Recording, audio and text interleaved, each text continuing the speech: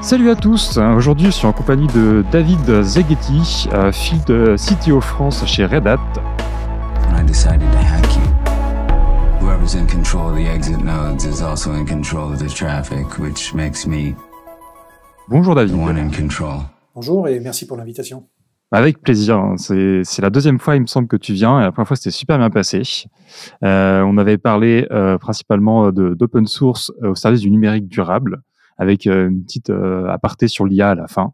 En fait, on s'est dit autant en faire un en entier sur l'IA, et principalement l'IA dans les solutions open source.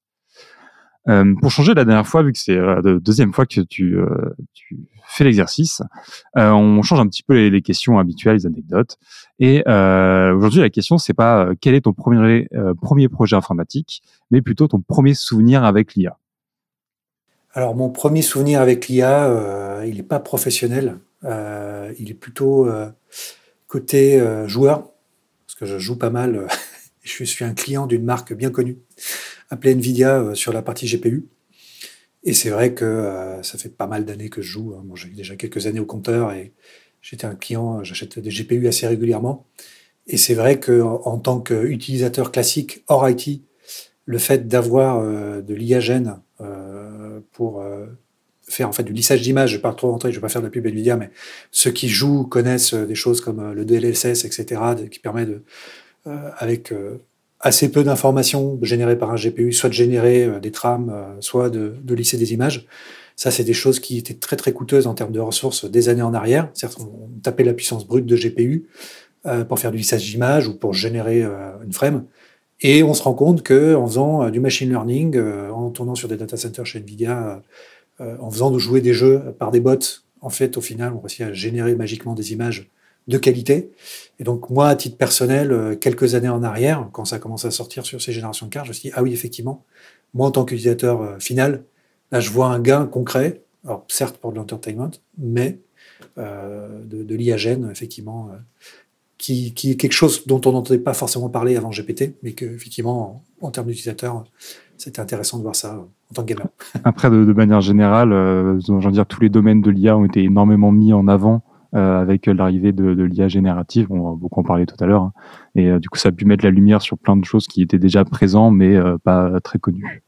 Exactement, ouais. Est-ce que ce serait possible que tu te représentes en quelques mots, que ce soit ton job, tes passions, je pense surtout au fait de Field CTO, on en avait parlé la dernière fois, mais je pense que c'est pas une notion très très connue de tout le monde. Non, effectivement, il y a parfois des confusions parce que quand on pense CTO, on pense directeur informatique, DSI, hein, si on parle un peu en franco-français, donc ça fait un peu le patron de prod IT dans une boîte, ce qui est le cas hein. Chez les clients, chez les industriels ou une banque. Un CTO, c'est quelqu'un qui va plus gérer la stratégie de l'IT d'une société plutôt que de faire l'opérationnel. Parce que là, on a la partie CIO, Information Officer. Alors, chez un éditeur, c'est assez particulier parce que c'est plutôt, en fait, il y a quelques années en arrière, je ne sais pas si ceux qui étaient déjà dans le domaine s'en souviennent, on parlait beaucoup d'évangélistes. C'était un vilain mot, mais c'est-à-dire qui consistait à pousser, dans le bon sens du terme, à faire la promotion de technologies, et de technologies un petit peu innovantes. Donc après on a entendu parler des advocates, des développeurs advocates, des technologies évangélistes. Et aujourd'hui, c'est un poste qui a été un petit peu structuré et qui est rattaché maintenant au CTO des éditeurs. Donc on n'en trouve pas que chez Red Hat, on en trouve chez la plupart des acteurs et pas que de l'open source. Et le boulot consiste à faire ce qui était le cas avant, c'est-à-dire pousser les nouvelles technologies auprès des clients, des partenaires, les faire connaître. Et prendre du feedback. C'est ça qui est intéressant, c'est-à-dire que Red Hat a plein d'idées, l'open source a plein d'idées en général sur la manière dont on peut faire évoluer des technos.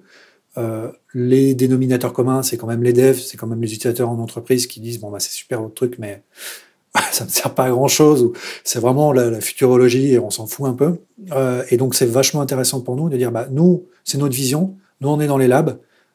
Et quand je dis dans les labs, et on y reviendra sur la partie IA, c'est ça qui est spécifique par rapport à l'IT traditionnel, on parle vraiment de PhD dans des labs de recherche. Hein. C'est pas des labs au sens où on l'entendait anciennement. Donc on a vraiment des gens qui sont sur la paillasse, entre guillemets, et qui font du deep learning toute la journée et qui tunent des modèles.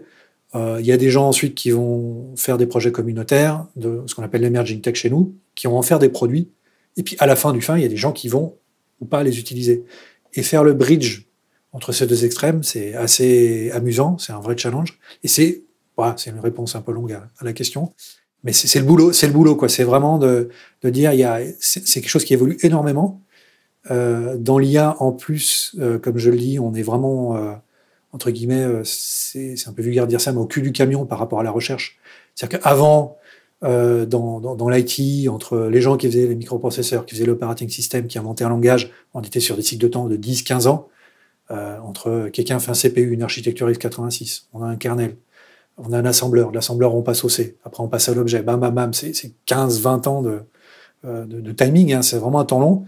Là on a des gars, il va faire un paper MIT, 6 mois après c'est incorporé dans un framework, dans un langage, donc c'est assez violent pour les clients, c'est assez violent pour les éditeurs aussi, mais c'est en même temps très intéressant. Ouais. Il y a tout un travail de veille au quotidien et de réussir à faire adopter les nouvelles technologies. C'est ça. Pour poser un peu le contexte de ton quotidien, donc est-ce que tu pourrais nous présenter Red Hat et plus précisément ton service sur lequel tu interviens? Bien sûr. Alors Red Hat, je pense que la plupart des gens le connaissent plutôt sur la partie Linux. Enfin, j'espère qu'aujourd'hui, quand on parle Red Hat et OS Linux, au moins, ils disent, bon, effectivement, c'est une distro Linux. Alors, j'aime pas, ça, c'est un autre débat, mais c'est quand même une présence historique importante de Red Hat. Et en fait, toute la philosophie de Red Hat, si on enlève un petit peu le côté buzz, le côté paillette, on en revient à ça. En fait, c'est des plateformes pour faire tourner des applications. Parce qu'un OS, c'est quelque chose qu'on pose sur un serveur ou qu'on pose sur une VM dans le cloud public et on fait tourner une application dessus. On a évolué ce modèle-là vers le conteneur avec Kubernetes. Donc aujourd'hui, le nouvel operating system, c'est OpenShift, qui est la distribution de Kubernetes connue, j'espère encore une fois, la plupart des auditeurs. Et en fait, avec l'IA, on est vraiment dans cette dynamique-là aussi, c'est-à-dire qu'on se dit, on vend des plateformes pour héberger des applis, donc on a toujours eu des incursions un petit peu au-delà du simple socle de la simple plateforme. On est allé sur la partie Java, on est allé avec JBoss, avec Quarkus, etc. Et donc là, l'IA, c'est un petit peu pareil. Ça consiste à dire, si les applications de demain, elles onboardent de l'intelligence artificielle, et aujourd'hui, quand on dit IA, il y a un gros raccourci qui dit IA égale Generative IA égale LLM, ce qui n'est pas tout à fait le cas, mais ce qui drive quand même beaucoup d'investissements chez les éditeurs, chez les GAFA et du coup chez les clients, par extension. Il y a un peu ce raccourci-là, et donc nous, on est dans une posture qui consiste à dire, nous, on était quand même le meilleur operating system pour les applis tradis. On est le meilleur operating system, ou on espère l'être pour les applications de microservices containerisés, donc tout ce qui est SNCF, tout ce qui est environnement cloud. On aimerait garder ce trend-là et être la meilleure plateforme pour faire tourner, si possible, des LLM. Les entraîner, ça c'est ainsi un débat. Aujourd'hui, on va essayer de se positionner tactiquement très fort sur l'inférence, donc sur l'utilisation. Et l'entraînement, c'est quelque chose qui bouge beaucoup, mais sur lequel on pourra revenir en détail. C'est vraiment ça les enjeux qu'on a côté Red Hat aujourd'hui. Du coup, ça me fait une transition parfaite pour parler des actualités du moment chez Red Hat et surtout des services que vous proposez pour répondre aux problématiques que tu énonçais juste avant. Alors, vraiment, comme je l'ai dit, et je vais me paraphraser, c'est que on a des plateformes, on a des clients qui viennent nous voir en nous disant j'ai 2 problématiques. Ma première problématique, c'est de faire tourner un LLM. Alors, je ne sais pas toujours pourquoi je dois faire tourner un LLM. J'ai un LLM, j'ai mon département qui est venu me voir et je dois faire tourner Mistral 7B à l'échelle. Il faut que ça marche bien et que ça ne coûte pas trop cher. Donc, on est vraiment sur cette notion d'application, comme quelqu'un qui a tout un parc d'applications. Voilà, j'ai 10 000 frontaux Tomcat à faire tourner. Qu'est-ce que je fais? Donc, on est vraiment sur ce type de discussion-là. Donc, plateforme. Après, on est sur une autre discussion qui consiste à dire, ce modèle que j'ai sur étagère ou que je viens de prendre sur Hugging Face, il est super, mais il a été entraîné sur la data généraliste. Moi, j'ai envie d'y incorporer ma data. C'est comment je fais, en fait, pour réinjecter ma data. Est-ce que je dois faire du tuning? Est-ce que je dois faire de l'alignement? Est-ce que je dois faire du RAG? Ce qui, pour les auditeurs, consiste à mettre la data à côté un petit peu sur une base et puis laisser le modèle l'interroger au cas par cas. Donc, on a vraiment ces interrogations de la part des clients. Donc, nous, on a 2 stratégies. La première, c'est fournir un maximum d'outils, de framework pour que le modèle tourne bien au maximum de ses performances.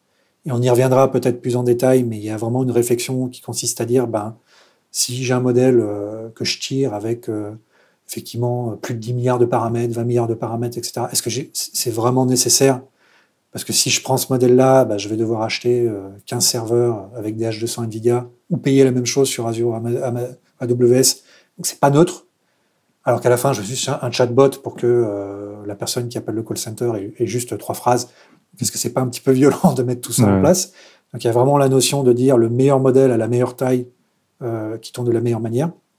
Et l'autre élément, c'est le framework qui consiste à dire, soit je vais avoir un client qui est assez mature, qui va avoir ses data scientists, il fait de la BI depuis longtemps, il a ses data lakes, et lui, il veut tout un framework pour ses data scientists, dont des notebooks Jupyter, des environnements as a service pour que les gens continuent à faire Mumuse, mais en collaboratif, sans que ce soit péjoratif, Oui. qui continuent effectivement à faire de l'analytique sur la data, à refaire de l'entraînement et à travailler. Donc, ça, c'est tout ce qui est environnement notebook, Jupyter ou autre. Et après, il y a toute la notion de réincorporer la donnée facilement et de re-entraîner le modèle et de le mettre en prod. Et donc là, on a deux typologies de clients. On a les clients qui sont déjà un petit peu matures, comme on vient de le dire, qui ont des data scientists, qui font déjà du cube, qui ont déjà des pipelines d'intégration, déploiement continu, qui ont une usine logicielle et ils voient à peu près où ils vont atterrir. Puis on a des clients qui viennent nous voir en disant Cube, moi j'ai rien du tout, moi j'ai 1000 VM sur Azure, moi Cube, de toute façon j'avais pas prévu d'en faire particulièrement. Par contre, j'ai un call center et j'aimerais effectivement un LLM qui, pour les gens qui prennent les calls, prennent l'ensemble des calls précédents de ce client et me fassent un sentiment d'analysis en disant ce client il est un petit peu emmerdant ou non, ce client il est sympa. Et donc quand je vais prendre le call, je suis déjà avec un contexte en fait. Et j'ai regardé en tant que client pour faire ça, si je veux faire ça sur Azure ML, OpenAI, ça représente 50% de mon budget IT annuel, donc ça ne matche pas. Donc comment je fais en fait pour ces clients-là pour faire de l'AI générative à moindre coût, entre guillemets, avec un footprint simple, et surtout réincorporer un dataset où le client vient nous voir en disant voilà, mes scripts de call, c'est des CSV sur un SharePoint, donc voilà, qu'est-ce que je fais avec ça pour l'incorporer. Donc on a vraiment toutes les extrémités du spectre sur les clients qu'on adresse. Ça a l'air d'être un service, j'ai envie de dire, très, très humain, dans le sens où les demandes ont l'air d'être très différentes tout le temps, ou comparé à un OpenShift où globalement on peut déployer des conteneurs Docker, où c'est beaucoup plus simple d'être autonome dessus. J'ai vraiment l'impression que là c'est très, très humain et que pour l'industrialiser ça va être très compliqué. C'est la jungle en fait, pour être concret. Et nous, il y a un des gros boulots qui consiste à dire on va se servir du caractère open source, parce qu'on a pratiqué en open source dans le monde du cloud, tu as cité Docker, tu as cité Kubernetes, où c'était un petit peu le bordel, comme avec quelques années en arrière, et tout ça a mis du temps à structurer, mais sur un temps finalement relativement raisonnable. Là, on est vraiment sur un temps très court, une accélération très forte, mais avec les mêmes besoins de la part des clients, qui consiste à dire, moi j'ai un modèle LLM, ce qu'on appelle un foundation model, je vais incorporer mes données, donc c'est une expression de besoin assez simple. Par contre, le format du modèle, le runtime que je vais utiliser pour le faire tourner, est-ce que j'ai besoin d'un GPU ou j'ai pas besoin de GPU? Quand j'y incorpore mes data, comment je fais? En fait, à ces questions qui paraissent assez simples sur ce workflow, il y a des dizaines, des vingtaines, des centaines de manières de faire différentes. Et donc, Red Hat, mais pas que Red Hat, un certain nombre d'acteurs se disent, déjà, il y a une problématique sur le format du modèle. Est-ce que le format du modèle, est-ce que c'est ONX? Est-ce que c'est un autre format? Quand on va essayer de faire de la compression de modèle, ce qu'on appelle la quantisation, ce qui, pour les auditeurs, consiste à dire j'ai un modèle avec énormément de paramètres, je vais en bénir un certain nombre qui ne me servent pas, et je vais réduire la précision, c'est-à-dire dans les poids qui sont dans les modèles. J'ai un encodage qui peut être sur un flottant de taille 32, je vais réduire ça au maximum. Donc, pour faire un très très gros parallèle très vilain, c'est un peu le MPEG, JPEG du modèle. Mais c'est à ça que ça revient, parce que de la même manière qu'effectivement, si on prend un fichier 4K RAW, c'est pas les mêmes ressources, on va pas le jouer sur un iPhone comme ça, donc on a des notions de compression, donc on a ces mêmes problématiques sur les modèles. Mais une fois que j'ai dit ça, c'est quoi le standard pour faire ça? Parce que JPEG, MPEG, c'est des standards. En IA, il n'y a pas de standard encore sur les modèles. Donc il y a vraiment un gros boulot qui consiste à dire, si j'ai un modèle, j'ai une communauté de modèles open source, en Apache V2, c'est quoi le format du modèle? C'est quoi les métadonnées qui sont associées? C'est quoi le meilleur runtime pour faire tourner un modèle? Parce que tu as cité tout à l'heure Docker. Aujourd'hui, il n'y a pas de débat. Enfin, Docker est compatible. Je fais tourner un conteneur. C'est ce moteur qui fait tourner un conteneur. Enfin, c'est une commodité. On ne se pose pas la question. Aujourd'hui, tu prends un LLM. Il y a 3, 4, 5, 10 runtime différents, engines différents, qui sont la manière de manipuler l'engine. Donc, nous, on a aussi, côté open source, volonté à avoir un paysage intéressant par rapport à ça. Red Hat a racheté il n'y a pas longtemps une boîte qui s'appelle Neural Magic. Neural Magic, c'est le core mainteneur de VLLM. Okay. Donc VLLM, c'est quand même le runtime qui se dégage aujourd'hui, ce qui serait l'équivalent du Docker pour les LLM. et qui apporte des trucs assez sympas, et notamment le fait de dire, j'ai un modèle que j'ai tiré sur Hugging Face ou que j'ai fait moi-même qui est super gros. Il y a un framework et des API pour le downsizer jusqu'à le faire tourner sur un CPU. Parce que nous, on a des clients qui nous disent, voilà, moi, LLM, avant que mon IT me débloque 50 000 euros pour acheter un GPU, c'est pas demain la veille. Et puis quand je fais tourner sur Azure ou Amazon ou Google, c'est pas génial non plus. Donc on a cette vraie demande de dire, moi, j'ai besoin d'un truc qui ne consomme pas trop de mémoire. Je vais faire un peu d'inférence. Quand le prompt, j'attends 4 secondes, c'est pas grave, c'est pas la fin du monde, parce que j'ai pas les moyens, entre guillemets, d'avoir une réactivité à la milliseconde. Donc en fait, c'est vraiment ça le trend qu'on va avoir sur l'open source. Et donc Red Hat, on regarde le landscape, comme on a fait sur Cube, comme ce qui existe côté CNCF ou Linux Foundation, et on regarde ce qui monte. Et quand c'est des composantes critiques, on ne s'interdit pas de faire des rachats tactiques. VLLM reste open source, mais pour nous, on imagine bien que demain, ce sera, comme Podman est devenu pour nous le remplacement de Docker, VLLM pour l'inférence, ce sera le standard de facto. Voilà. C'est vrai que j'ai pas cité le meilleur nom tout à l'heure en disant Docker, j'aurais vraiment dû dire Podman. Non, mais après, il n'y a pas de débat. Je vais pas revenir sur le pourquoi Docker versus Podman, mais principalement des raisons de sécurité, de scalabilité, mais on n'a pas, en fait, comme ça va beaucoup plus vite en IA, et notamment en IA Gen, on n'a pas le temps de se poser d'1 an, 2 ans, etc., de voir quel runtime, quel orchestrateur. Si on regarde Swarm Kubernetes, ça a duré quand même 3, 4 ans avant que on shift et qu'on dise, voilà, c'est Cube et Swarm, on oublie. Sur l'IA, on est à l'échelle d'un trimestre.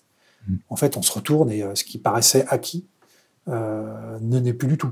Donc aujourd'hui, c'est vrai que nous, on va être, comme souvent chez Red Hat, assez opportuniste, mais dans le bon sens du terme, côté open source. Donc plutôt VLLM, plutôt PyTorch, les choses vraiment en fait qui tractent au niveau de la communauté. En fait, on regarde, on ne réinvente pas la roue, on regarde ce qui tracte au niveau de la communauté et on devient contributeur, mainteneur sur ces projets-là pour les mettre dans nos distributions. C'est vraiment ça le fil conducteur côté Red Hat. Ok. Pour revenir un peu sur les bases, je voulais te poser une question, c'est pour toi, quelle est ta définition de l'IA et généralement de quel type d'IA on va parler? Donc en ce moment on parle beaucoup d'IA générative, mais vraiment pour toi, quelle est ta définition de l'IA? En fait, l'IA, c'est à partir du moment où on va devoir reproduire un comportement humain au sens où quand on fait de la programmation classique, on fait vraiment de l'algorithmie, c'est-à-dire on a du if, then, else, donc on prend des inputs et puis on a un arbre de décision plus ou moins complexe qui permet algorithmiquement de donner une sortie, un output. Et d'ailleurs, quand on regarde dans les détails sur ce qu'il y a prédictive, on retrouve quand même des énormes morceaux d'algorithmie. C'est souvent ça, il y a quasiment pas, il y a certaines IA prédictives où il n'y a pas de machine learning du tout impliqué. L'IA, ça va vraiment être dans un mode où on a une idée de ce qu'on veut faire. On va pas coder dans le dur l'algorithme parce qu'en fait, on veut pas se fermer des portes par rapport à la manière dont le soft va se comporter. Et donc, on va prendre beaucoup de données et on va les jeter dans la moissonneuse et on va voir ce qu'il en ressort. Et donc, quand on dit beaucoup de données et qualité de données, on va du meilleur au pire, sans que ce soit péjoratif, mais ça va être vraiment d'un jeu de données propre, labellisé. Au début du machine learning, quand on disait, cat, not cat, est-ce que c'est un chat, un chien? On prend des images, donc ils sont déjà labellisés, chat et chien. On est déjà au niveau des images mis des mires, des repères de ce que le modèle doit regarder dans l'image. Donc c'est un jeu de données qui est déjà propre, qui est déjà travaillé, et on fait du machine learning dessus pour accélérer. Donc là, c'est vraiment les genèses de l'IA prédictive, jusqu'à un mode où on dit, j'ai poulé la totalité d'Internet ou la totalité des images qui existent, je les balance, et en fait, je laisse l'IA faire son boulot, et c'est là où on bascule du coup du machine learning au deep learning, où on commence en fait à faire quelque chose d'assez bourrin, c'est-à-dire qu'on va passer le content dans des réseaux de neurones, on va générer des millions et des millions et des millions de matrices en fait pour synthétiser la data. Donc l'IA, en fait, elle est pour moi, à partir du moment où on va laisser la main à ce type de technologie-là pour essayer de dégager des patterns, donc soit en prédictif des patterns pour faire du prédictif, c'est quoi le cours de la stock IBM ou la stock Nvidia, ou qu'est-ce qu'il y a comme météo dans 15 jours, ou alors de dire j'ai envie de générer du contenu, parce qu'à partir du moment effectivement on fait de la classification de ces datas-là, on peut faire machine arrière, et du coup, si on a classifié de la donnée, on peut régénérer de la donnée, que ce soit du texte, effectivement, de l'image. Donc pour moi, là, c'est ça la définition de l'IA, c'est quand on lâche un petit peu les mains du volant et qu'on met en place des systèmes, on balance beaucoup de données et on tune, entre guillemets, effectivement, cette technologie-là jusqu'à arriver à un résultat qui nous convient. Que tu faisais vraiment bien le parallèle par rapport à ce qu'on peut faire plus habituellement avec de la programmation plus if, else, etc. Ce qui fait que ce nouveau modèle va forcément apporter des problématiques et notamment pour les entreprises ou pour les solutions. Et généralement, vis-à-vis des entreprises avec lesquelles tu travailles, que tu peux voir, c'est quoi les problématiques qu'ils rencontrent principalement, que ce soit pour l'intégration au niveau de leurs solutions ou même au sein de l'entreprise pour leur utilisation personnelle? Alors, la première problématique, mais c'est un peu un marronnier dans l'IT en général, c'est le coût. C'est j'ai besoin de faire de l'inférence. J'ai commencé à jouer sur le cloud public, j'ai commencé à consommer du mode SaaS, de l'Azure ML ou même de l'OpenAI. Je me suis fait un petit capacity planning FinOps avec le nombre d'accès d'API token. J'ai mon département qui est venu me voir avec son jeu de données, j'ai commencé à faire du RAG, et puis là, la facture, elle a été multipliée par 1000. Donc, vraiment, l'aspect FinOps, 99 fois sur 100, c'est le sujet qui revient. Mais bon, c'est un sujet qui revient dans tous les sujets acquis, mais là, plus particulièrement, parce que ça va très vite, parce qu'il n'y a pas eu de FinOps qui a été fait. Quand il y a eu le move to cloud, les gens savaient ce que ça leur coûtait leur VM on-prem, ils avaient les prix à peu près des hyperscalers, donc ils pouvaient faire des cap à plan, ils pouvaient faire des ROI, etc. Ils voyaient à peu près où ils mettaient les pieds. Là, on leur demande en fait de rentrer des business cases, des use cases dont ils ne savent pas l'ampleur qu'ils auront à terme, dont les prix sont un peu nébuleux parce que c'est beaucoup de fonctionnalités en mode SaaS, et donc il y a une vraie panique par rapport à ça. Et donc il y a vraiment une bascule qui consiste à dire je vais plutôt faire du bring your own model sur mes infrastructures pour avoir un fixed fees, enfin quelque chose de flat, c'est-à-dire que je paye des infras. Et c'est pour ça qu'il y a beaucoup de clients, en tout cas, qui ont les moyens, donc plutôt des banques, des assurances industrielles, qui se sont rués sur les GPU pendant le Covid et puis quelques années en arrière, pour créer des situations assez cocasses où, en fait, il y a eu vraiment des investissements très forts sur du GPU, très en avance de phase, où, par exemple, on a acheté à une année 1 des GPU d'une certaine génération, le projet a mis 1 an et demi à arriver, et quand on est arrivé au niveau des data scientists ont dit non, c'est des vieux GPU, c'est de la merde. En fait, en gros, voilà, les 100 GPU, les 100 anciennes cartes d'ancienne gène, parce que Nvidia fait bien son boulot par rapport au futur, non, moi, sur PyTorch, avec les librairies Tensor, moi, ça marche pas, c'est nul, donc il faut tout remplacer. Donc, c'est des anecdotes caricaturales, mais qui sont quand même basées sur la réalité, où, en fait, acheter trop tôt, faire des investissements trop tôt en mode un petit peu FOMO, quoi, fear of missing out. Je vais pas avoir de GPU, il faut absolument que je me prépare, peut jouer de vrais soucis. La deuxième remontée qu'on a côté client, c'est comment je réincorpore ma data. Quand je vais travailler avec un GPT-4, quand je vais travailler avec un Mistral, un Llama, etc., c'est des super modèles pour faire du génératif. Par contre, en aucun cas, il a connaissance de mon corpus juridique dans mon entreprise, de la manière dont je gère un cas support. Je suis un garage, je gère des bagnoles, j'ai une manière bien précise de gérer mes pièces détachées, j'ai une manière bien précise, si je suis un cabinet médical, de gérer les fichiers clients. Ça, c'est pas quelque chose, heureusement, Dieu merci, qui est disponible sur Internet. Donc, le jeu de data de base qui a été utilisé par tout le monde, tous les acteurs, tous les GAFAM, il est relativement statique, et du coup, il sert continuellement à entraîner ces modèles, à les tuner, mais il n'incorpore pas, heureusement, de la donnée, entre guillemets, privée entreprise. Donc, la principale problématique des clients, c'est comment je fais. Donc, anciennement, on était un petit peu en mode, tu vas me prendre une prestation de service de 1 an, donc je vais prendre ton dataset, donc réhydrater ton CSV ou tes X 1000 PDF qui sont partout, et je vais t'en faire un dataset super propre, et on va refaire de l'entraînement, on va refaire du tuning. Donc, ça va coûter pas mal d'argent, pas mal de temps, parce qu'il faut des data scientists, des gens qui maîtrisent la data, des gens qui maîtrisent l'infrastructure. Ça, les clients ne sont pas super fans de ça, pour des raisons de coût, encore une fois, et puis pour des raisons de time to market. Donc, ils sont vraiment à la recherche de dire, est-ce que je peux pas, voilà, j'ai 1000 PDF, ou j'ai 100 000 PDF qui sont, en fait, à chaque fois qu'il y a eu quelqu'un qui a ouvert un dossier mutuel, c'est ça, en fait, l'archivage. Voilà mon dataset. Maintenant, qu'est-ce que je fais avec ça? Il y a vraiment cette problématique de la part des clients. Et donc, nous, open source et Red Hat en particulier, il y a vraiment cette problématique qui consiste à dire comment on peut aider les clients avec des datasets qui ne sont pas normalisés, avec des équipes de data scientists qui ne sont pas forcément présentes, pour dire, OK, il y a 100 000 PDF, OK, il y a 100 000 PDF, en fait, comment on les met dans une base RAG pour qu'un modèle puisse discuter avec et aller faire une recherche documentaire dynamique sans qu'on ait besoin de faire du rentraînement. Donc, cette partie data, comment je ramène ma data, elle est vraiment critique. Troisième problématique, c'est super, j'utilise un modèle, il était entraîné sur un dataset que je ne maîtrise pas, le fameux Internet, quand on a téléchargé Internet pour traîner les premiers modèles, les premiers GPT et les premiers Metalama, etc. J'ai une boîte qui m'attaque par rapport à l'intellectual property, parce qu'évidemment, forcément, dans ce dataset-là, il y a de l'intellectual property, il y a la propriété intellectuelle qui existe.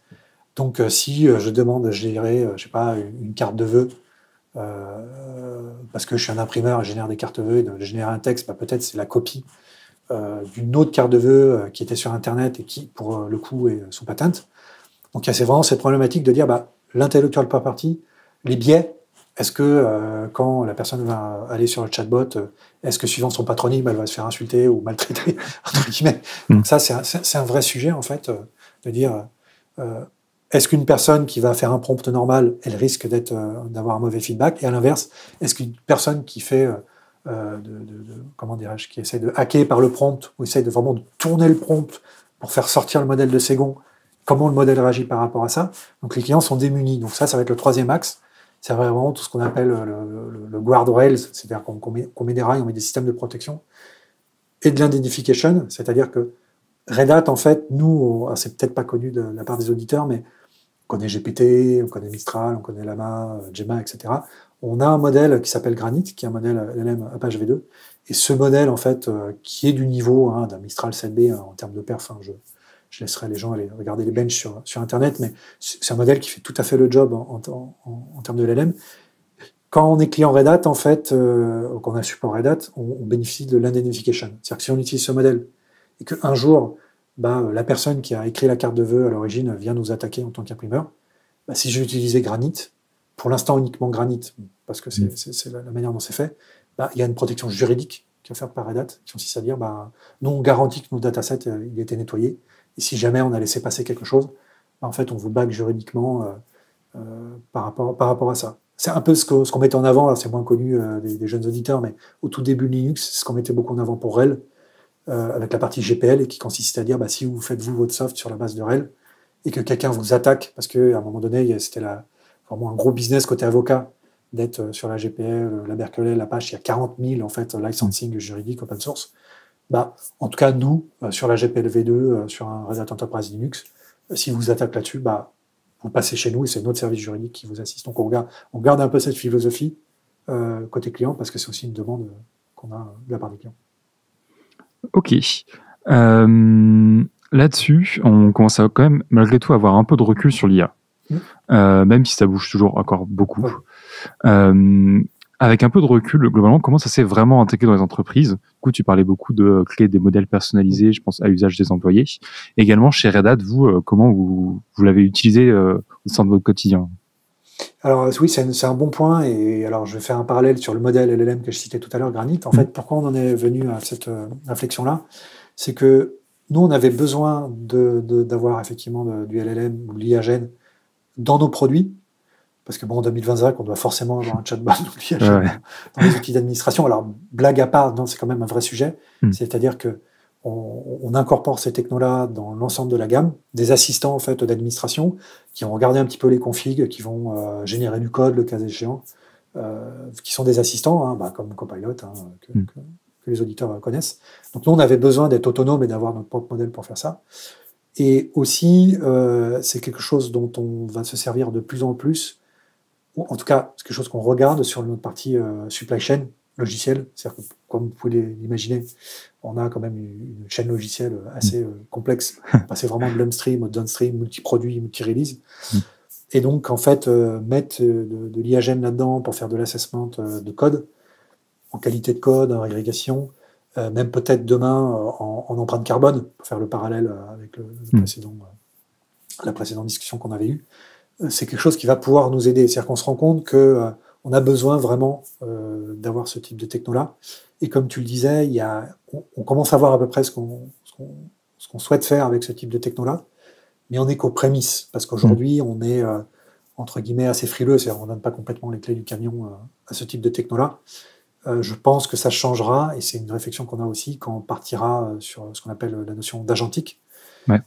IA, où en fait, en gros, on va prendre un LLM ou une IAGEN qui est suffisamment robuste et avec un bon track record qu'on va utiliser comme orchestrateur, pas que pour faire de l'IA, mais pour aller faire des calls API, aller faire un search sur Wikipédia, c'est-à-dire qu'on va s'en servir vraiment comme automate, vraiment au strict sens du terme, pour lui donner une certaine autonomie en lui disant, bah écoute, fais-moi, ça sera intéressant pour ceux qui sont au collège, au lycée, à la fac, bah, fais-moi un exposé, fais-moi plusieurs versions d'exposés sur la guerre d'Espagne, par exemple.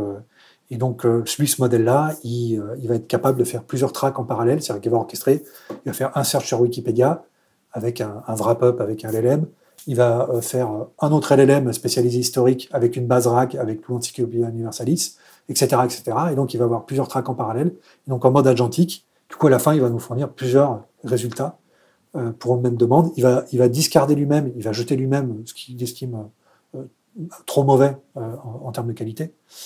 Et donc, je pense que à partir du moment où on va tendre vers l'agentique, on y aura un usage plus classique, on délèguera, même au niveau pilotage. Il y a vraiment, on parlait beaucoup de comment dire, dans l'ITOps, de AIOps, c'est-à-dire de dire j'achète du camion et plutôt que d'avoir des gens qui sont derrière les consoles et font du monitoring, je laisse des agents autonomes faire, entre guillemets, un peu de prod. Alors, on n'y est pas, bien sûr, hein, mais ça fait partie des choses qui sont permises par la techno à terme. Est-ce qu'on n'aura pas aussi une petite problématique sur, tout un travail sur l'intégration des différents agents avec les différents services qui existent, que chaque solution SaaS puisse être intégrée dans les IA et qu'on puisse faire ce qu'on veut à travers ces agents? Ben ça, c'est un vrai sujet, parce que c'était déjà un sujet historiquement sur l'architecture applicative avec tout ce qui est l'API Gateway, enfin les architectures d'appli déjà aujourd'hui, même en dehors de l'IA, interface avec tous les services. Et c'est vrai que l'IA potentiellement peut aider par rapport à ça, qu'on lui montre effectivement une description d'API, le endpoint, qu'on entraîne effectivement sur 2-3 calls et que du coup on soit en capacité d'avoir son connecteur directement sans qu'on doit créer un connecteur ex nihilo. C'est des choses qui seront pas mal. Après, je pense qu'on n'aura jamais de standardisation complète, parce que ça veut dire qu'on a une seule API. Ça, je pense pas que ça existera jamais. Mais par contre, sur des usages standards, au moins en fait, là, on a la même problématique sur l'agentic que sur l'IAGEN de base, c'est-à-dire que le framework, qu'est-ce qu'un framework en agentic? Pareil, NVIDIA a sa vision, Databricks a sa vision, enfin, il n'y a pas de standardisation. Donc, nous, encore une fois, toujours à la mode Red Hat, on va regarder quel est le consensus qui existe côté open source par rapport à ça, et on va faire des distributions qui s'articulent autour de ces composants. Mais là, encore une fois, il y a plusieurs visions sur le sujet. Ce que je peux dire, mais encore une fois, je prêche pour ma paroisse, c'est que l'aspect open source est intéressant parce qu'il offre plus de modularité par rapport à, si je prends la vision agentic NVIDIA, et autant j'aime NVIDIA, autant là, il faut reconnaître les choses, c'est vraiment standalone, quoi. On utilise des NIM, on utilise NVIDIA Enterprise, etc. Donc on est dans un écosystème, je dirais pas fermé, parce que c'est pas exactement fermé, mais ça nous incite quand même fortement, si on veut la pleine puissance, d'utiliser uniquement des composants d'un éditeur donné. C'est vrai que nous, évidemment, ça nous intéresse que les utilisateurs consomment du Red Hat avec du support, mais quand on enlève l'aspect support, l'aspect monétaire, ça reste en fait une distribution de projets communautaires upstream. Donc si quelqu'un est intéressé par un framework, c'est pas Red Hat qui a inventé VLLM, c'est pas Red Hat qui a inventé Jupyter Notebook. Par contre, mettre tout ça en musique, et comme on l'a fait pour Cube, le rendre consommable le plus facilement possible, c'est là où, côté open source, on a de la valeur. Donc c'est vrai que pour moi, mais encore une fois, je suis peut-être un peu biaisé sur le sujet, l'open source est quand même, sur ce sujet en particulier, quand même positif. Surtout, même, sans parler forcément de Red Hat, mais juste du point de vue open source, les écosystèmes assez fermés, c'est pas réellement ce que l'open source aime. En général, c'est souvent pouvoir implémenter à partir d'un standard assez générique son besoin et que ce soit pas bloqué justement par soit une technologie particulière. Depuis tout à l'heure, on parle pas mal de projets open source, Oui. notamment au niveau de l'IA.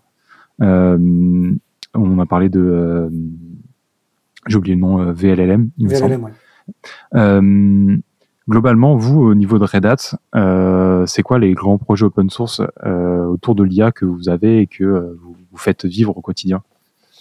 Alors, il y a en VLLM, bon, ça c'est assez récent parce qu'on a racheté les core mainteneurs, donc ils font partie maintenant de l'équipe d'engineering. On a aussi la partie Granite, qui est le modèle LLM. Donc là, c'est en collaboration avec les labs IBM parce que en fait, Granite, c'est la version open source de modèles qui existent historiquement dans Watsonix, qui est la plateforme IBM, mais qui, pour le coup, sont entièrement open source. Hein. C'est Apache V2, donc c'est juste qu'on a bénéficié toute la puissance de feu des labs IBM, de tous les datasets qu'ils avaient pour créer vraiment un foundation model LLM intéressant. Il y a un autre projet qui s'associe à Granite, qui est InstructLab. Donc InstructLab, c'est vraiment c'est assez particulier. Alors c'est peut-être pas forcément familier pour les auditeurs, mais quand on veut incorporer les données, soit on fait du fine-tuning, entre guillemets du réentraînement avec un dataset spécifique, soit on fait du RAG, c'est-à-dire qu'on met une base à côté avec des datas, et le modèle, quand il sèche, en fait, il va référencer, il va mettre ses sources par rapport au RAG. Nous, ce qu'on fait, c'est un petit peu entre les deux, c'est qu'on fait de l'alignement. C'est-à-dire qu'avec InstructLab, on prend un dataset assez léger, 5 questions, 5 réponses dans une taxonomie, juste un fichier JSON. Après, on va faire de la synthetic data generation, c'est-à-dire qu'on va régénérer un dataset avec, du coup, l'IAGEN pour pouvoir faire de l'alignement. Et c'est ça qui permet de dire, j'ai ce qu'on disait tout à l'heure, j'ai ma data juste avec des fichiers texte, ou j'y reviendrai un peu plus tard avec des documents bureautiques. Je fais de l'alignement, qui n'est pas du RAG, qui n'est pas du fine-tuning. Alors maintenant, on a la combinatoire des deux, parce qu'on a un autre projet sur lequel on bosse qui est Raft. En fait, on combine le RAG et l'alignement. En fait, ça consiste à dire, plutôt que de sourcer de manière bête et méchante ce qu'il y a dans ta data RAG, tu vas savoir très rapidement travailler avec un dictionnaire, travailler avec une encyclopédie, c'est-à-dire que tu vas déjà directement chercher au bon endroit. C'est-à-dire que si on parle effectivement de physique quantique, toute la partie des volumes qui sont sur la partie littéraire, littérature française, etc., tu vas les bypasser, tu vas aller directement au bon endroit, sourcer la bonne data. Donc ça, c'est ce qu'on appelle le Raft, dans le jargon, IA. Pour faire le parallèle avec l'aspect bureautique, on a vu tout à l'heure quand on a du fichier texte, c'est du texte en JSON, c'est pas la fin du monde, parce qu'ensuite on met le JSON et on génère de la data synthétique. Il y a un vrai sujet aujourd'hui de clients qui viennent nous voir en disant voilà mes 10 000 PDF sur mon serveur, allez, maintenant amusez-vous. Et donc il y a un projet sur lequel on bosse, que peut-être les auditeurs ont entendu parler, qui s'appelle Docling. Et en fait, Docling fait de manière open source ce qui existe aussi sur 365 et Azure ML, mais de manière beaucoup plus coûteuse. Le fait de prendre du bureautique, donc du PDF, du PPT, du Word, donc des fichiers effectivement structurés, et de le parser intelligemment pour aller le mettre de manière hiérarchisée dans du RAG. Donc je ne vais pas faire un cours de RAG, mais en fait, en gros, on ne peut pas juste prendre la data et la mettre de manière un petit peu flat, je dirais, dans du RAG. Il y a une notion de hiérarchisation. Donc il faut découper la data, et donc Docling fait ça, c'est-à-dire qu'il plie du format bureautique. Et il va le mettre dans du RAG de manière assez efficace, un petit peu trop efficace au goût de Microsoft, parce que c'est une feature qui monétise sur la plateforme, mais ça c'est un vrai sujet, et donc on a pas mal d'acteurs, et notamment des éditeurs qui ne sont pas des éditeurs, entre guillemets, qui bossent avec Red Hat classiquement, mais avec lesquels j'ai discuté, qui, eux, ont essayé de faire du Docling-like en interne, et se disent, finalement c'est un projet qui est pas mal. Le lab de recherche là-dessus, il est à Zurich, il y a un gros pôle à Zurich, Quantum, IA, et donc on a beaucoup de chercheurs. C'est pour ça que je parlais en début de discussion de chercheurs, c'est vraiment des PhD, quoi. C'est pas juste des ingés, quoi. C'est des gars, ils ont vraiment fait de la recherche, et ils sont dans des labs, ils font vraiment. Mais c'est de la recherche appliquée. Pourquoi ? Parce qu'il y a des mecs comme moi ou d'autres de mes collègues qui viennent les emmerder de temps en temps en disant c'est super, mais nous, on a testé ça chez un client sur tel et tel PDF. Si c'est des PDF de papier scientifique, qui est ce que vous avez utilisé, vous, pour faire mieux avec Docling, la hiérarchisation, elle est géniale. Par contre, si c'est des PDF tout dégueux, des datasheets marketing, ça marche pas très bien. Donc, en fait, c'est ce type quand on va les embêter, c'est ce type d'input qu'on peut avoir. Donc, Docling, c'est un autre projet qui est intéressant, qui est à suivre. Jupyter aussi, comment dirais-je, la partie Jupyter pour les notebooks. Python bien connu, c'est quelque chose sur lequel on contribue. On réfléchit fortement à contribuer sur PyTorch, parce que, bon, enfin, je ne vais pas refaire le débat PyTorch versus TensorFlow, etc. Je pense que vous pouvez aller sur Internet et voir un petit peu le sujet, mais c'est vraiment l'écosystème, facilité, écosystème, qui font qu'aujourd'hui, il y a un vrai trend là-dessus. Et donc, on réfléchit fortement, comme on l'a fait pour Java, à avoir une position plus présente au sein de la communauté PyTorch et être contributeur, voire même mainteneur. Donc, c'est quelque chose, c'est pas acté, mais ça fait vraiment partie des choses sur lesquelles on contribue. Après, il y a d'autres choses sur lesquelles on est contributeur qui sont plus liées à l'infrastructure, c'est-à-dire qu'on fait de l'inférence dans un environnement Kubernetes, en serverless. Il y a des projets qui s'appellent Kserve, notamment, qui vont combiner la partie Knative, la partie Kube. Il y a la partie Kubeflow sur la partie entraînement, la partie Ray quand on veut faire de l'entraînement distribué. Donc, il y a, je ne vais pas citer tous les projets, mais ça fait partie des projets principaux, encore une fois, dont on se sert, nous, pour faire soit tourner les modèles en inférence, soit faire tout le framework qui va des data scientists, en passant par le pipeline de réentraînement, jusqu'à la mise dans un déploiement de Cube avec Kserve en bout de chaîne pour faire de l'inférence. C'est que du coup, avec tout ce panel d'outils, vous avez vraiment ce qu'il faut pour répondre aux différentes problématiques qu'on citait tout à l'heure des entreprises. Et notamment, je ne sais pas si tu as des exemples concrets de cas d'usage de l'IA pour des solutions, ou soit directement dans des entreprises. Oui, alors tout à fait. Donc on l'a fait. Alors je ne vais pas forcément citer les noms de clients, mais je vais citer le vertical, on va dire. Il y a une banque avec laquelle, un telco pardon, avec lequel on a travaillé, qui avait énormément d'appels call center. Et c'est l'exemple que je citais tout à l'heure. Donc ils avaient à peu près une base référentielle de 300 000 appels de call center où les gens ont appelé pour des problématiques telco, mon réseau ne marche pas, etc. Et donc à chaque fois ils ont fait entre guillemets une feuille de service. C'est-à-dire, ben voilà, il y avait ça comme merde, on a fait ci et ça, il s'est passé ça, et on a closé le case. Donc, ils avaient ce référentiel-là. Et donc, ce qu'ils voulaient vraiment, c'était que quand les opérateurs support prenaient un call, ils aient directement une fenêtre de contexte, un peu comme une KB, en fait, un peu comme une knowledge base où on a à la main, on dit, ah oui, allez regarder si ça correspond à ça, là. Ils voulaient, comme on est sur des temps assez courts, quand on est au téléphone ou en chat avec un client, ils voulaient directement qu'ils aient à droite, ah oui, on a déjà eu ce problème-là, on l'a résolu de telle et telle manière. Donc on a travaillé avec eux justement avec Granit. Et eux, ils avaient vraiment assessé ce qui existait en LLM, donc ils avaient compris qu'ils avaient besoin d'un LLM pour faire effectivement de l'analyse. C'est pas de l'analyse de sentiment, mais c'est de l'analyse de contexte par rapport à ce qui est en train de se dire, le mettre directement. Eux, ils avaient vu que côté LLM sur le cloud, ça ne matchait pas parce qu'en fait, ils avaient un volume trop important, ils avaient trop d'opérateurs. Ils avaient vu que c'était quand même vachement coûteux de faire du RAG, c'est-à-dire que vu le nombre d'opérateurs support qu'ils avaient, s'ils avaient dû mettre du chatbot pour chacun avec du vector DB partout pour le RAG, avec les 300 000, ils auraient déjà dû, nettoyer les 300 000 scripts support, les hiérarchiser, les mettre en RAG, les maintenir. Donc, ils se sont dit non, c'est quand même, on n'est pas super tenté par rapport à ça. Donc ils ont vraiment fait du Granit plus de l'Instructlab, c'est-à-dire qu'ils ont la partie transcript en flat, elle a été utilisée pour faire le ralignement. Et donc, du coup, quand ils ont de nouveaux transcripts sur cette base-là, de ce knowledge base, ils refont juste un ralignement. Ils n'ont pas à reparser la data pour faire du RAG.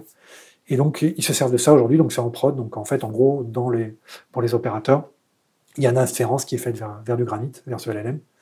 Alors, vers une plateforme qui est, pour le coup, c'est pas du Cube, c'est du RHEL. On a quelque chose qui s'appelle du RHEL AI, qui va juste pour faire de l'inférence de manière assez bourrine. Et donc, on a juste besoin d'un serveur. Alors, éventuellement d'un GPU si on veut vraiment un temps de réponse qui dépote en inférence, mais ce n'est pas nécessaire. Et donc ça, c'est effectivement quelque chose qu'ils ont mis en place. Oui, pardon. Non, c'était pour enchaîner, mais c'était une autre expérience, n'hésite pas. Oui, alors notre expérience qu'on a eue, c'est alors toujours aussi sur des notions support, donc là c'est avec une banque assez connue en France, où eux, ils reçoivent pas mal de mails de clients sur tout un tas de sujets. Je suis pas content, j'ai demandé ci, j'ai demandé ça. Donc, en fait, eux, c'était vraiment sur le sentiment analysis, c'est-à-dire je reçois un mail, je suis un responsable d'agence, ou je suis un responsable de client, etc. Je reçois plein de mails, où il y a effectivement un centre de support qui reçoit des mails. Il y a vraiment une analyse qui est faite par rapport à ce qu'on connaît du client, par rapport à ce qu'il y a dans le mail, pour pré-générer une réponse. parce qu'encore une fois, donc du coup, l'agent, il a un mail pré-rempli en fonction, si le client est un petit peu chaud, il y a 40 000 fois qu'il demande, ou si c'est juste une première demande. C'est pas pareil, effectivement, si j'ai demandé 40 fois à ce que mon chèque y arrive et j'ai jamais rien eu, ou si j'ai eu un gros problème, effectivement, de plafond qui n'a pas bougé, versus j'aimerais juste des infos sur l'assurance vie Toto, quoi. C'est pas tout à fait le même niveau d'urgence et le niveau d'exaspération du client. Et donc il y a vraiment cette techno-là qui est utilisée là, pour le coup, toujours avec Granit, avec les LLM, mais sur OpenShift, sur OpenShift AI, parce que là on est sur une notion de scalabilité beaucoup plus importante. Et donc quand ces mails arrivent, il y a le mail pré-rempli qui est fait, l'opérateur peut le regarder, changer les 2-3 petits trucs qui vont bien, et il sait que, en fait, même sans avoir lu le mail, il y a quelqu'un qui l'a fait pour lui, qui a analysé le sentiment, l'humeur du client, et du coup qui a généré une réponse pertinente. Donc ça gagne beaucoup de temps, parce que et en plus on n'est pas dans une situation où l'agent, ça le saoule un peu, il va pas lire le mail, il va répondre à côté de la plaque, là on sait qu'on a une première passe qui est faite, et au moins la première passe est faite de manière assez propre. Donc ça c'était, j'ai cité Telco, j'ai cité banque, on va finir sur industrie. Ouais. On a un client avec lequel on travaille, un très gros fabricant d'avions de chasse français. Donc après, vous savez directement à qui on fait référence. Donc eux, ils ont la problématique effectivement de vendre des avions de chasse, pas qu'en France. Parce que normalement, quand un fabricant d'avions, ça marche bien, il en vend aussi à l'étranger. Normalement, des pays avec lesquels on est allié, c'est mieux. Mais pour autant, quand on a un gros avion de chasse, il y a une énorme caisse avec tout un tas de documentation, c'est-à-dire comment je pilote l'avion, comment je change une pièce. Donc la documentation pour un avion de chasse de ce type-là, c'est des armoires et des armoires et des armoires de classeurs, etc. dans tous les sens. Donc c'est fait numériser de plus en plus. Il y a aussi la problématique de dire, si à un moment donné je vends cet avion de chasse à un pays, je suis copain avec ce pays, puis dans 5 ans, pour tout un tas de raisons, bonnes ou mauvaises, je suis plus copain avec le pays, ou alors le pays se fait envahir, ils prennent les avions, ils prennent toute la documentation, ils sont en capacité de faire du reverse engineering, de détecter les systèmes d'armement, donc ça pose une vraie problématique. Donc en fait, la problématique de cet industriel, c'est de dire, on vend l'avion, mais plutôt que de filer toute la doc, en fait, on va filer une valise avec un chatbot qui, lui, effectivement, va incorporer de la data, qui va travailler avec du RAG, etc., de manière sécurisée, qui fait que je lui donne que la data dont il a besoin. Enfin, il pose la question, c'est comme s'il avait un ingénieur en face de lui en permanence. Et donc, il va dire comment je change cette pièce de moteur. Il va lui répondre précisément. Il va sourcer vers le bon lien de documentation. Il va lui donner l'extract. Mais je n'ai pas la totalité en fait, des archives physiques avec l'appareil. Donc, eux, effectivement, ils ont mis en place, ils étaient déjà utilisateurs d'OpenShift. Ils ont mis le framework OpenShift AI en place, justement pour des data scientists jusqu'au produit fini, c'est-à-dire la valise qui fait de l'inférence, avoir quelque chose, une même techno en fait, qui puisse utiliser de bout en bout. Tout ça, c'est un autre use case industriel qui est intéressant. Et du coup, concrètement, pour ces différentes entreprises, dans la finalité, tu nous expliquais que les modèles étaient hébergés, pas tous, mais principalement sur OpenShift AI. Est-ce qu'à la fin, ils sont globalement propriétaires des modèles? Enfin, globalement, comment ça se passe à ce niveau-là? En fait, en fait, c'est toujours pareil. Nous, on fournit... alors, soit on fournit un foundation model, soit ils utilisent un modèle open source.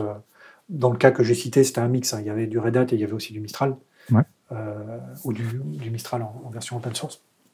À partir du moment, en fait, on prend un modèle open source et qu'on réincorpore sa data, il suffit qu'on fasse un fine-tuning, il suffit qu'on fasse un alignement. Alors, si on garde le modèle tel quel et qu'on fait du RAG, stricto sensu, on ne fait pas un réentraînement de modèle, donc le modèle ne change pas. À partir du moment où on réentraîne le modèle et qu'on réincorpore de la data, le client a le choix de reverser ses data en upstream, en communauté, ce qu'ils font quasiment jamais. Ouais. Ou alors, de facto, le premier entraînement qu'il a fait, le premier alignement, ça devient en fait son asset. Okay.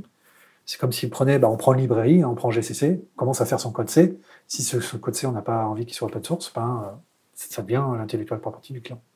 Ok. On a parlé un peu tout à l'heure sur la partie financière. Là, c'est beaucoup plus pour faire un rebond sur le podcast de la dernière fois avec la partie consommation énergétique de l'IA, ce genre de choses. Globalement, que ce soit d'un point de vue énergétique ou en termes de coûts, globalement, ça s'envole. Comment les clients quand ils réagissent vis-à-vis de ça, moi j'imagine qu'ils sont beaucoup plus impactés malheureusement par la partie financière que écologique. Mais est-ce que c'est pas un problème sur le long terme, ces parties-là, et comment on peut nous, enfin surtout eux à leur échelle, agir pour que ça fasse le moins de dégâts possible? C'est un vrai sujet, et c'est un sujet qui revient fréquemment. Alors soit pour des clients qui ont commencé très tôt et qui en fait se rendent compte que au final ils ont fait des investissements en pensant qu'ils allaient avoir besoin de beaucoup de puissance de feu sur l'entraînement, mais pas tant que ça, parce qu'en final, même la plus grosse boîte française ou européenne, son dataset, ça va être quoi? Ça va être que quelques terras au maximum. Bon, on a vite fait le tour en termes de rentraînement, donc assez rapidement le besoin il se positionne côté inférence, donc côté utilisation plutôt du modèle. Et là, il y a une vraie prise en compte de la part des clients qui consiste à dire, bah, moi, quand je fais de l'inférence, je ne vais pas avoir les moyens de mettre des GPU partout. J'ai pas assez d'électricité si je fais ça à the edge, par exemple, si je fais de l'inférence sur un drone pour faire de la reconnaissance de carte au sol, j'ai pas un budget énergétique infini, qui a vraiment une prise en compte de cette problématique. Et c'est une des raisons pour lesquelles on a fait l'acquisition de VLLM, parce que VLLM, au-delà de l'aspect runtime, ça marche bien et ça marche de manière efficace, il y avait vraiment cette prise en compte, le deuxième pan de VLLM, qui est le framework qui permet vraiment de dire ce modèle, je vais essayer de le compresser. Donc, compresser, comme on l'a dit en introduction, il y a deux manières de faire. C'est on réduit la précision des paramètres et on réduit la quantité de paramètres. Ou en gros, on met des paramètres à zéro pour les masquer et les paramètres qui restent, on les réduit au maximum, de manière à dire que quand on fait de l'inférence, on va jouer sur une empreinte mémoire, une empreinte CPU et par extension une empreinte GPU qui est extrêmement réduite. Parce que même effectivement sur un modèle à 10 milliards de paramètres qui sont considérés comme des moyens petits modèles comparés à des GPT-4 ou vraiment des monstres qui existent d'ailleurs souvent comme SaaS, il y a vraiment cette prise en compte du client qui consiste à dire bah oui, mais bon, ok, moi j'avais effectivement mes 10 000 transcripts de call center. Peut-être qu'effectivement, si je le réduis à une précision de 3 milliards de paramètres en passant du flottant à l'entier, du coup, ma consommation mémoire, ma consommation CPU, elle est beaucoup plus faible. Et puis, j'ai peut-être même plus besoin de GPU parce que en faisant ça, quand je fais l'inférence, ok, si j'attends 2 secondes pour avoir le résultat, ça passe. Et donc, effectivement, il y avait vraiment cette prise en compte côté VLLM de dire je vais essayer de prendre ces modèles, de faire cette compression, donc la quantisation et le fait d'enlever les paramètres pour limiter l'empreinte. Donc ça, c'est vraiment le premier étage de la fusée. Le deuxième étage de la fusée, c'est le fait de dire, aujourd'hui, on est très x86 GPU, donc qui ne sont pas forcément les architectures les plus vertueuses en termes d'empreinte de consommation. Donc il y a vraiment aussi une notion de dire, sur ARM, est-ce que le fait d'avoir de l'ARM généraliste en architecture et de l'ARM qui est plus orienté IA, qui sont des choses qu'on voit beaucoup arriver dans le Edge, typiquement quand on a un iPhone ou quand on a un smartphone Samsung ou d'autres marques. En fait, on a des architectures type ARM avec des copros spécifiques, toujours ARM, mais qui sont plus orientés pour faire effectivement de l'inférence. C'est quelque chose sur lequel aussi on bosse. C'est-à-dire pas que le data center x86 traditionnel, mais aussi toute la partie Edge, IoT. Et il faut que pour nous, on n'est pas obligé de refaire complètement de balle neuve et de repartir de zéro. C'est-à-dire que si on a fait un modèle, un chatbot qui tourne correctement sur un GPU, qui tourne correctement sur un PROC Intel ou AMD, on doit être capable, en changeant le runtime, simplement, d'avoir un VLLM ARM, par exemple, demain, de le faire tourner sans avoir à redémarrer de zéro tout ce process, pour avoir une portabilité aussi qui est intéressante. Du point de vue client, ce serait un peu les paramètres magiques pour d'un coup payer un peu moins cher et avoir une plus faible consommation. C'est ça, en fait, mais je dirais même plus que payer un peu moins cher. Parfois, il y a des blocages en termes de projet qui consistent à dire non, je ne vais pas commencer à payer parce que je ne peux pas me le permettre. En fait, il y a vraiment cette prise de conscience de dire je me bride parce que je ne me vois pas en capacité de le payer en termes d'infrastructure. Donc, parfois, ça permet de libérer entre guillemets les chakras sur des projets, de dire voilà, je sais que ça consomme tant de CPU, tant de RAM, donc c'est comme une appli tradie, entre guillemets. Donc, c'est dans mon cap à plan d'application traditionnelle et ça ne pose pas plus de soucis qu'un serveur web, tel que j'en ai des millions en entreprise. Ça fait qu'au début, c'était beaucoup la course à l'IA un peu à tout va. Et est-ce que tu penses que c'est pas un peu le temps de la rationalisation, justement, à ce niveau-là ? Alors, c'est le temps de la rationalisation, parce qu'effectivement, on voit un fléchissement en termes de courbe. Si on regarde vraiment les derniers résultats, parce qu'on entend parler de GPT-5, etc. En fait, la problématique, c'est que on a vraiment atteint le plateau. C'est-à-dire que le dataset, on peut toute la data d'Internet, donc à un moment donné, il faudra un autre Internet à côté. Donc, il n'y a pas de magie. Le fait de doubler, de mettre 30 000 GPU, 40 000 GPU, 50 000 GPU, au-delà de l'aspect empreinte énergétique, etc., même mettons ça de côté, en fait, on n'a pas de gain aussi spectaculaire. Donc, même effectivement, des acteurs comme OpenAI ou d'autres acteurs comme Meta atteignent des plateaux, en fait. Et donc, aujourd'hui, la tendance, c'est plutôt la maturité, qui consiste à dire, voilà, j'ai un business case, un use case qui est assez simple. Je vais utiliser l'IA Gen pour faire ça, mais un LLM qui fait bien le job avec peu de paramètres que je maîtrise, plutôt que d'avoir effectivement un méga monstre du IA générative Skynet qui sait tout faire. Et d'ailleurs, c'est pour ça qu'on a le succès de l'agentique qui remonte, parce qu'en fait, on a shifté j'ai un super GPT X qui va faire tout et n'importe quoi. C'est plutôt, je vais avoir une IA Gen orchestrateur pour faire de l'agentique. Et puis peut-être que pour un des big cases, ce ne sera pas un LLM qui fera le mieux le job, parce que pour un truc d'indexation, de recherche documentaire, qui est des trucs qui marchent très très bien depuis des années, c'est peut-être ça qui marche mieux. Ouais. Pour une API qui est déjà disponible, ça ne sert à rien de faire de l'IA Gen pour faire de l'IA Gen. Peut-être qu'il vaut mieux consommer cette API. Donc ça, c'est assez rassurant, entre guillemets, parce qu'en fait, il y a du boom, entre guillemets, de l'IA Gen va tout faire. En fait, en gros, c'est le premier qui a le modèle LLM universel, ou l'IA Gen universel qui va remplacer tous les autres. Je pense que là, il y a un petit ralentissement. Alors, ça ne veut pas dire que ça ne reviendra pas à un moment donné, mais il y a un peu de rationalisation par rapport à cette problématique. Si on devait globalement résumer, de ton point de vue, quels seraient les conseils que tu pourrais donner aux entreprises ou même aux personnes qui souhaitent utiliser l'IA dans leurs solutions? C'est quoi les grandes lignes directrices que toi tu conseilles en général? Alors, je vais faire 2 conseils, parce que je vais distinguer deux situations pour les clients.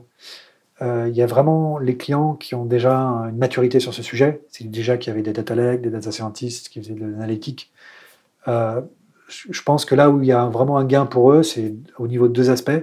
C'est déjà mettre en place des outils pour faire du collaboratif, parce qu'on se rend compte qu'au niveau des clients, tout ce qui est data scientist, c'est extrêmement siloté. Il y a des data scientists sur la partie risque, la partie finance, etc. Donc aujourd'hui, il y a beaucoup d'outils sur le marché en open source, chez Red Hat ou pas chez Red Hat d'ailleurs, qui permettent de tendre vers du collaboratif, comme on l'a fait en dev. C'est ce qui est arrivé en mode DevOps. Chacun faisait son délire dans son coin, ses librairies. Puis petit à petit, on a mis des pipelines, on a mis des logiciels. Et là, il y a vraiment des outils qui apportent des gains au jour d'aujourd'hui pour faire ça. Et après, ils vont se poser des questions, effectivement, de passage à l'échelle. Quel moteur j'utilise pour faire de l'inférence? Comment ce qui est fait par les outils collaboratifs des data scientists, je l'opérationnalise? Donc, c'est plus des réflexions de passage à l'échelle. Donc ça, c'est pour les grands clients, les clients du CAC 40 ou les clients qui ont déjà une certaine maturité. Les clients qui voient ça arriver comme un camion à 200 km/h une nuit sombre, on peut aujourd'hui commencer vraiment des business cases assez simples de chatbot avec simplement un laptop, un Structlab que je citais tout à l'heure. Il faut un laptop. Alors évidemment, quand on va faire de l'alignement, ça ne va pas se faire en 5 minutes. Par exemple, j'ai un MacBook 15 M1. Si je prends un dataset avec 1000 lignes, ça va prendre quelques heures pour faire l'alignement. Mais bon, c'est pas des trucs qui sont infaisables. Et un MacBook 15, c'est pas non plus le truc le plus puissant qui existe. Donc, on peut vraiment commencer à regarder, à jouer avec.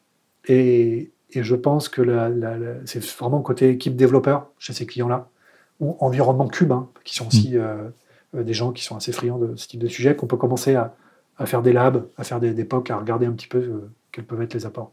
Donc c'est vraiment un peu les 2 extrêmes. Après, il y a tout un tas de réalités qui existent entre ces 2 typologies de clients. Mais je pense qu'il ne faut pas se dire c'est pas pour moi ou j'y toucherai jamais, parce que après ça va les mettre dans une situation où s'ils ont besoin d'incorporer ça dans leurs produits ou pour des raisons réglementaires, imaginons pas, ça risque d'arriver, mais je suis une boîte, je fais j'ai de la comptabilité, et puis j'ai tout un tas de réglementations financières qui se mettent en place au niveau européen, au niveau France, le rapport de ci, le rapport de ça, la GDPR, Pierre-Paul Jacques. Il y a un moment donné où les outils, effectivement, IA seront incontournables. Donc soit je consommerai ça en mode SaaS ou sur un gros cabinet spécialisé, soit j'aurai eu un peu de maîtrise en avance de phase et je serai plus à l'aise. Je pense que ces outils ils sont incontournables et on les aura forcément à un moment donné. dans la trajectoire. Donc le plus tôt on s'acculture à ça, à mon avis, le mieux on se porte. Ouais. Du coup, ça fait un peu une bonne transition pour parler un peu de ton point de vue sur l'avenir de l'IA dans les entreprises. Tu parlais déjà tout à l'heure beaucoup d'agentique. Est-ce que tu penses que ça va beaucoup se baser là-dessus ou tu as une vision différente? Alors aujourd'hui, il y a vraiment un vrai sujet, c'est-à-dire que nous, on est vraiment du côté, comme on l'a dit, plutôt workload. C'est-à-dire qu'on on a le modèle, on fait de l'inférence sur des modèles, on a les bonnes runtime pour le faire tourner. On a un peu, voire beaucoup, l'environnement pour les développeurs ou les data scientists, donc les frameworks. Et à côté de ça, il y a quand même tout un landscape qui est vraiment celui de la data. Et c'est là où, pour l'instant, le pont s'est pas encore complètement fait côté open source. Parce qu'il y a des acteurs comme Databricks, il y a des acteurs comme Snowflake, comme Cloudera, qui, eux, sont très forts sur la data, sont l'évolution du big data qu'on a connu il y a quelques années et qui aujourd'hui est principalement porté par ces marchés en mode SaaS, et qui font un peu du bring your own model, et ils disent, bon voilà, moi je suis un Databricks, j'ai mon data lake, mets ton Mistral et tu vas directement dans cet environnement-là pouvoir bosser. Pour les clients entreprises, ce qui va vraiment être intéressant de voir, ou entreprise ou pas d'ailleurs, dans les 2-3 prochaines années, c'est cet usage historique des data. Donc l'écosystème, plutôt big data, data scientist, on est passé d'Hadoop, on est passé effectivement du data warehouse, je ne vais pas en faire un cours, big data, mais il y a vraiment eu ce trend-là. Et de l'autre côté, les gars qui arrivent avec l'IAGEN, il va falloir que tout ça se structure à un moment donné. Aussi parce que on a des clients qui nous disent, moi, je fais de la BI avec des outils SaaS, c'est super. Par contre, pour mon business case, ma data, je ne peux pas la mettre sur le SaaS, pour des raisons de sécu. Donc, elle n'est pas chez Databricks, elle n'est pas chez Snowflake, etc. Mais en même temps, j'aimerais bien ce type de techno. Parce que ce qui existe, effectivement, on a Apache Spark, parce que Databricks, c'est un super contributeur à Apache Spark, il y a des trucs qui sont géniaux. Comment je peux effectivement évoluer par rapport à ça? Et cette problématique de data gravity, data governance, data mesh, entre guillemets, pour moi, c'est un peu l'angle mort. C'est-à-dire qu'on se rend bien compte que, OK, les foundation models, les grands acteurs vont les faire. Red Hat, IBM, Mistral, Meta. Ça, OK, le job, il est fait par les gros éditeurs. Maintenant, le fait de l'aligner vers les vrais besoins, c'est la data des clients. Et ça, c'est pas Red Hat, c'est pas Meta qui va, entre guillemets, expliquer aux clients comment gérer leur data. Donc là, il y a vraiment pour moi un angle mort.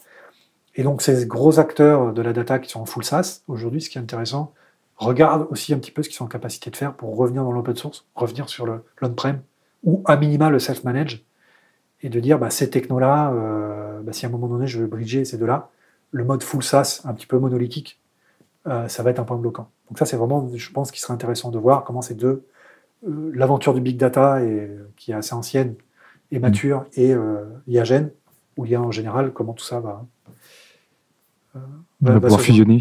Ouais. En tout cas, merci beaucoup pour toutes ces explications, David. Vraiment, on va pouvoir conclure avec deux petites questions. Pas forcément en rapport avec l'IA, ça dépend de ce que tu auras envie de nous expliquer. La première, elle est assez générique. C'est globalement, si tu pouvais changer une chose dans l'informatique, qu'est-ce que tu aurais envie de changer? Ça peut vraiment être tout et n'importe quoi. Globalement, moi, je peux te donner un exemple. Si moi, je pouvais changer une chose, ce serait par exemple au niveau des ORM.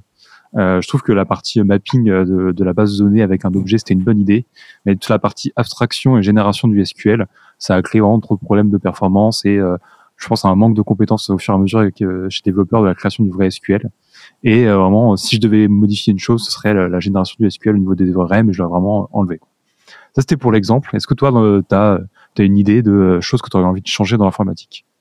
Alors, je vais prendre un exemple vraiment particulier par rapport à toutes les discussions qu'on vient d'avoir. Ouais. C'est qu'on a parlé de PyTorch, donc on a parlé de Python. Et donc Python, c'est à la fois génial et c'est à la fois un petit peu le Java de 2025 au sens où quand même c'est un langage en termes d'empreinte, en termes d'efficacité. Alors moi, j'ai un peu de cheveux gris, je suis pas si vieux que ça, mais je viens du C. Alors j'ai pas fait d'assembleur, moi quand j'ai commencé, j'étais en C, en C++. On gérait la mémoire, on était vraiment sur une notion on était proche de la machine. Alors c'est toujours la problématique par rapport au langage. Plus on est sur un langage abstrait, mieux on traque les développeurs et plus on peut réfléchir effectivement à des business cases intéressants, mais moins on est près de la machine. Je pense que le fait qu'aujourd'hui l'écosystème il soit barycentré sur Python, tous les problèmes de ressources qu'on a cités d'optimisation ne sont pas totalement étrangers. Donc effectivement, peut-être un Python aux hormones ou codé de manière un petit peu plus intelligent ça aurait été intéressant parce que je vois pas effectivement un Go, un Rust devenir demain matin le langage IA. Je pense qu'on allait trop loin dans la partie Python, mais du coup, un peu comme dans Java, et ça a pris des années, que ce soit effectivement Java avec Quarkus, avec Spring, etc., d'arriver sur des niveaux d'exécution, sur des niveaux d'empreinte mémoire qui soient raisonnables, entre guillemets.